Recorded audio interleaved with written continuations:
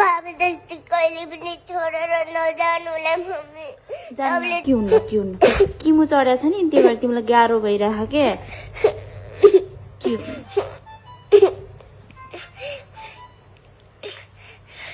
उपचारको लागि पैसा त कमाउनु पर्छ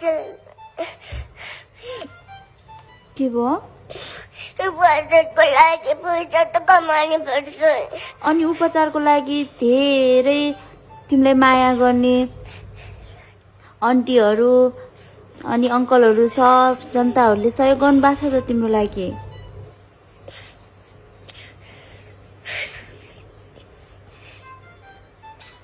बाबाले देउरी सानोमा कति माया गर्नुहुन्थ्यो ल पारे बेला